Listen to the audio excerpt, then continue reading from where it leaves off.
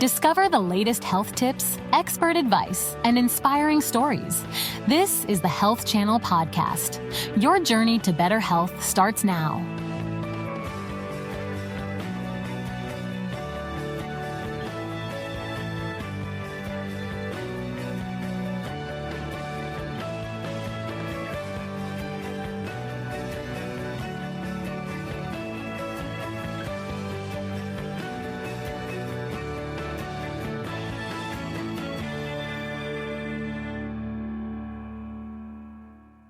School is stressful as it is, with homework, projects, activities. Now imagine if your child is struggling academically, or if the teacher's calling you constantly to tell you about the behavioral issues that your child is having. It can be that much more overwhelming. On the next episode of Ask the Doc, No Appointment Required, I will help you navigate through this situation, help you find the support that you need, and answer your questions and more. On this next episode of Ask the Doc, No Appointment Needed. Hi, I'm Dr. Scarlet Constant, board-certified pediatrician and founder of Constant Care Pediatrics here in Miami, Florida. On this episode of Ask the Doc, I'm going to answer your questions about academic difficulties and navigating through the school system and getting the support that you need for your child that may or may not be struggling. Send in your questions and I will answer them for you in real time. It looks like we have a question coming in right now via email, and this question is from Elise. My son is very active, and his teacher says he may have ADHD. I was shocked, but the teacher said it's very common nowadays. How do I know if he has ADHD? Is it as common as his teacher said? Well, Elise, ADHD, first of all, it stands for Attention Deficit Hyperactivity Disorder. And there is a criteria that we can use to diagnose your child. There are many facets of ADHD. You have the impulsive component, inattentive component, hyperactivity, and you don't necessarily have to have all three to be diagnosed with ADHD. Therefore, yes, there are definitely more children diagnosed with ADHD, but it is also because it is a much wider umbrella than it had been in the past. And to answer your question about your son, the way you would diagnose him is you could bring your son to your pediatrician or to his pediatrician, and we use a criteria. Usually there's a Vanderbilt questionnaire form that we have you parents fill out, and we also give it to one or two teachers at school to answer a couple of objective questions about your child. And these questions really help us streamline and figure out if your child truly has any of these components and in fact does have ADHD. You can also bring your child to a neurologist. Neurologists will also diagnose ADHD as well as psychologists. The reason why psychologists are sometimes a little more beneficial than going to your pediatrician is because a psychologist would actually administer an educational assessment. So not only are they looking for or diagnosing ADHD, they're also testing for other learning disabilities, which could be very beneficial depending on the concerns that you have for your child. So as I mentioned, your child could be diagnosed by the pediatrician, the neurologist, or the psychologist. And I don't know enough about your child yet to tell you if he has ADHD, but certainly he does have some of the symptoms that are encompassed in the bracket of ADHD. I hope that helps. Okay, it looks like we have another question coming in, and this question is from Jeremiah. My son never had a problem in school, but lately I see him struggling, especially in the last semester, and his grades have been slipping. I don't know if he's just not interested or if there's something else. What can I do to help and support him? Well, I'm really happy that you are noticing these changes in your son. And it's important that once you see these red flags, you address them right away. So congratulations to really being in tune with your son's symptoms and what he needs. There are many reasons for slipping grades in school. And I don't know how old your son is or what grade he's in, but, it changes with each age group. And I will say in general, the first thing you want to do is have an open conversation with your son about his social structure, about his friends, and really you don't want to interrogate or interview him, but just in an open-ended casual discussion, just see what's going on in the social circle, make sure that things are still status quo. Sometimes it could just be something as simple as a fight with a friend or falling out with a very close friend. You also want to know if things are okay at school, in the classroom. Of course, you want to make sure your child's not feeling ostracized or left out or stressed out. So overall, what you're looking for are exogenous stressors in your child's life that might be leading to his grades slipping. So you want to know what's happening in school. Is there a teacher maybe that he doesn't like or that he is not getting along with that is stressing him out? You also want to, take a look and see if the grades are slipping across the board or in one subject in particular, because that's very telling. If it's across the board, we know that it's a general problem that's happening. Whereas if it's a particular class, maybe he just struggles with that subject in particular. So you want to look at all of those things. Of course, it's always important to look within. Make sure that there aren't any major changes in your home. Maybe there have been some changes or some stressors that you might have overlooked, or you just didn't really think affected your child so obviously, and maybe it affects them in a different way. So look within, make sure at home everything is okay. You don't have any stressors in the home. And then once you've ruled out any type of exogenous stressor that's going on, now you can delve in and see, is this really like a learning disability, or are we having a learning block with a subject in particular? Is it perhaps, the material that is maybe above and beyond what your child can handle, or vice versa? So at that point, you'd want to schedule a meeting with your child's teacher and just see what they say. Have they noticed the slip in grades? Do they see a change in your child? Do they see a change of behavior versus a change in the way they're taking their tests or turning in assignments? There's so much to do there. So I would first investigate at home, speak to your child, have an open-ended conversation. And then if we've ruled out anything social, emotional, then we jump in and start talking to the teachers or counselors or even principal if that's necessary, and have them help you and guide you so that you can get the support that your child may or may not need.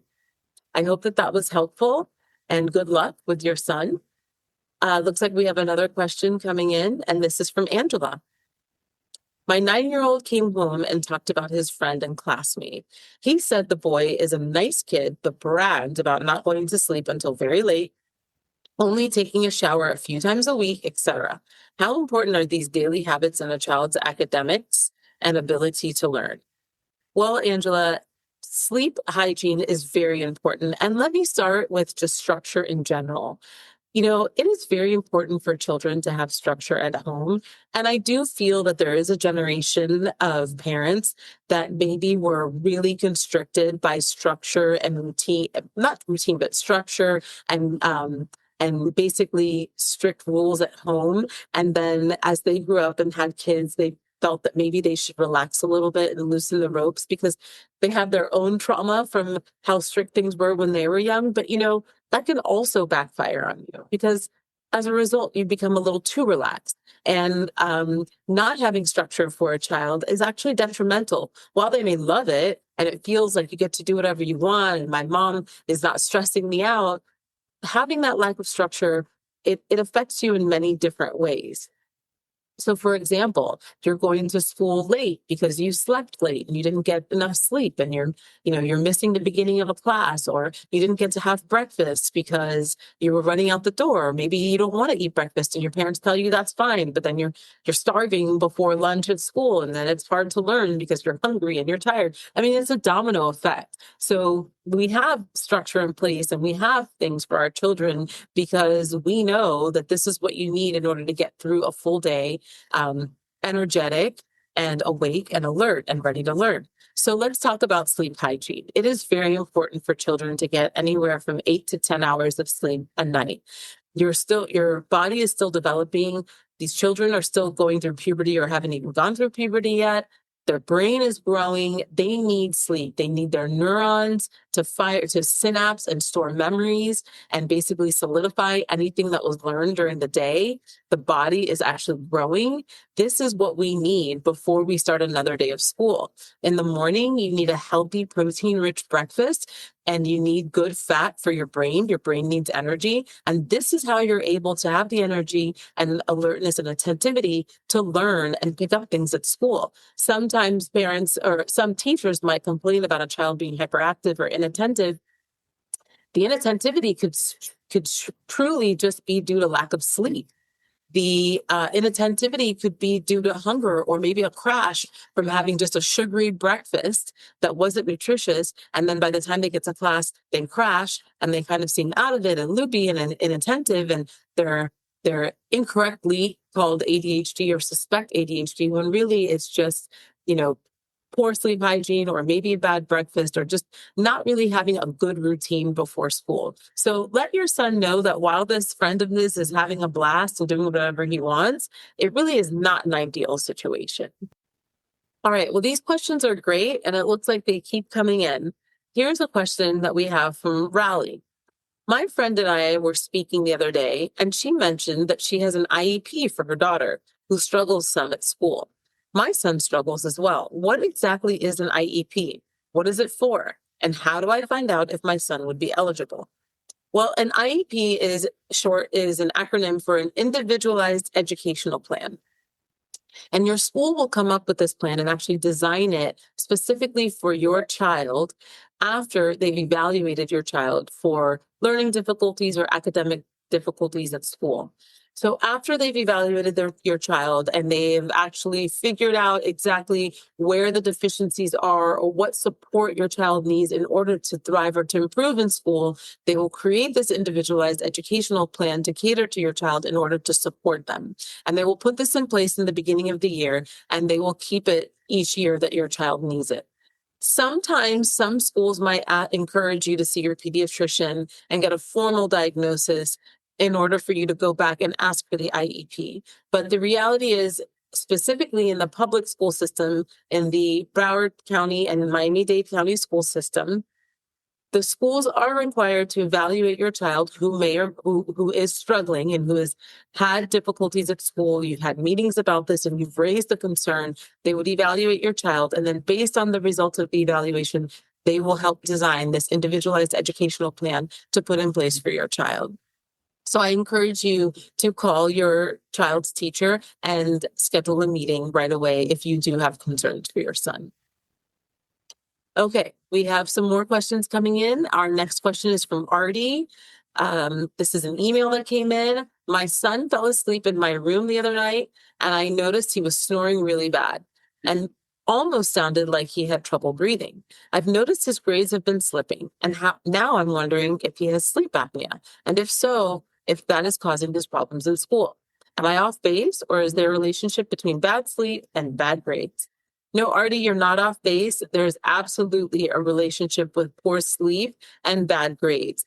Children that suffer from sleep apnea are not getting full uninterrupted sleep through the night. They are exhausted in the morning. They are tired of school. They fall asleep in class, and they demonstrate characteristics of ADHD. They tend to be hyperactive. They are inattentive. They are impulsive at times. And this is a direct result of the poor sleep that they have due to the sleep apnea. Now, if your son is snoring and you are concerned that your son is actually apneic, meaning he stops breathing periodically through the night, then you would need to see your pediatrician or your son's pediatrician, and discuss this with the pediatrician. Likely your pediatrician will refer your son to an ear, nose, and throat doctor, an otolaryngologist, and they will evaluate your son's septum and adenoids and make sure that there isn't anything obstructing or causing the apnea. Then they would suggest a sleep study, which is a study where your child is monitored while he's sleeping, and they're recording his breathing to see if he has true apneic episodes, meaning he actually stops breathing periodically through the night. If it is discovered or diagnosed that your son does in fact have sleep apnea, the proper treatment would be put in place. And actually, once that is managed, your son's grades should start improving if that was the sole culprit of his bad grades. So I do encourage you to bring your son to his pediatrician. Okay, we have an email coming in with another question, and this question is from Eleanor. Hi, Dr. Constant. You talked earlier about kids and ADHD.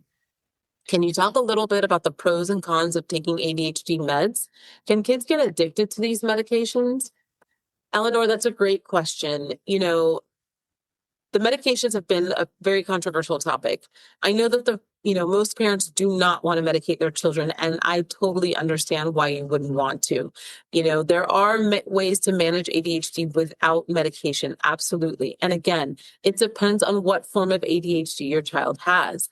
There could, some children are impulsive, and it's very difficult for them to control that. Some have behavioral problems that are just not managed well at school. And some just have problems focusing or reading during reading or long tests or long passages. So depending on the type of ADHD your child has and how responsive they are to non-pharmacologic treatment, you could actually manage the ADHD without medication. Now, the medication that is gold standard for ADHD management are stimulant medications. They're stimulant and non-stimulant. And, the pros are you will see a difference in your child's ability to focus and concentrate. And a lot of times you'll get positive feedback from the school reporting that your child's behavior is so much better. Sometimes the grades improve, not always. And you will see that your child is basically a little more calm than you might be used to seeing them. So that's a pro. Now, the cons are, it is a stimulant medications do cause a lot of side effects, abdominal pain, headache. Lack of appetite is the most common. Many of these children do not eat during the day, and they usually will eat once the medication wears off. So, it's very difficult when you find that the child has a very low appetite. They skip meals.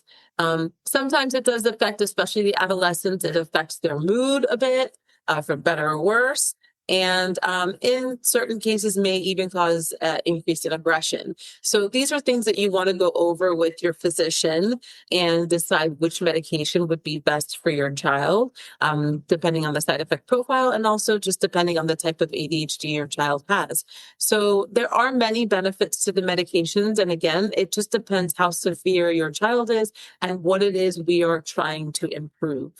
I just want to remind the viewers that ADHD medication does not directly improve grades.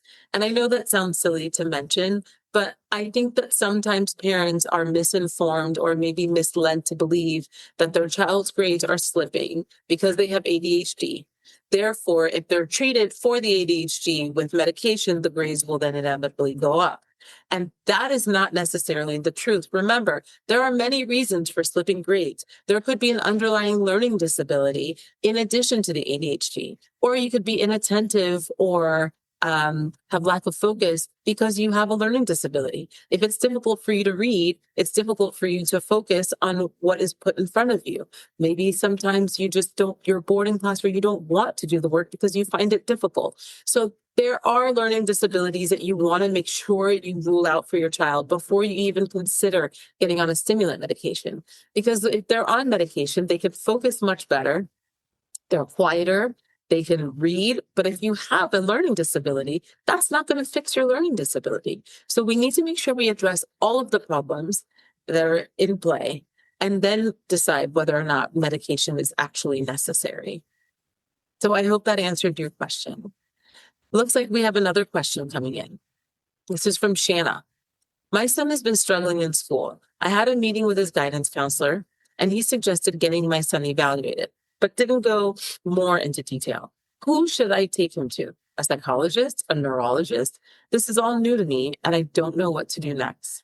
Well, Shanna, that's a great question. And as I mentioned before, there are many ways to go about this, and it depends on where you live, what accessibility you have. But I would always suggest going to your pediatrician first. All of us in pediatrics were trained in academics and ADHD, learning disabilities, behavioral disorders. We know how to manage it. We know how to diagnose it. We know how to screen for it. So I would first start with your pediatrician. Have a long talk with them, an honest talk with them, and let them know what's going on at school and have them help guide you, whether it's diagnosing in the office or guiding you to the right specialist that will be able to give a diagnosis. It is important to see your pediatrician first. Now, as I mentioned before, psychology is great because they can do an overall academic or educational assessment. And that's really great because it will screen for learning disabilities. It would actually tell you if your child is gifted or not gifted. It would tell you where your child is weak, where they're strong, if, reading and writing versus math. It gives you a lot of insight into your child's capabilities and the type of learner your child is. And at the same time, it would be able to diagnose or rule out ADHD. And then finally, a neurologist is also a good option. It's very difficult to get an appointment with a neurologist. And if it's really just because you have a suspicion about ADHD, I suggest that you first try to go see your pediatrician. But yes, neurologists are great at assessing academic difficulties of ADHD and actually diagnosing and managing the treatment if needed. Okay, welcome back. So we have a couple more questions that are coming in. Look at this. We have a question here from Adriana. My 9-year-old is brilliant. I know a lot of parents say that about their children, but as a mother of 3 kids, I can see a real difference in my youngest child. He does well in school, but he complains about being bored by the work. He does it, but it's not challenging to him. Should I get him tested to see if he should skip a grade or go into gifted classes? Well, that's great, Adriana. Congratulations that you have this brilliant child. I think that's wonderful.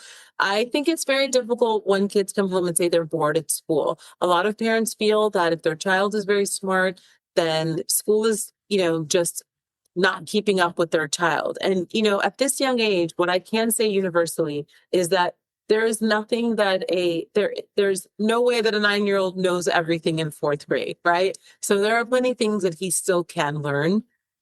Maybe the way the material is presented to him is a little boring. He's probably a fast learner. He's, probably very intelligent and can take in the material, process it a lot faster than his classmates. And that poses a problem, of course. But I don't think that necessarily means he needs to skip a whole grade. I think that you need to have a conversation with his teacher about how we can, stimulate him in class, present the material in a different way, or actually complete assignments in a different way that would be more stimulating to him rather than the brick and mortar that he possibly is experiencing in class. So I think that's a conversation you should have with the teacher. Of course, testing for gifted is always helpful because depending on the school, the gifted classes are structured in a different manner that might help move things along at a faster pace for kids like him. So definitely testing for gifted, but I would start by having a conversation with the teacher so the two of you can work together and figure out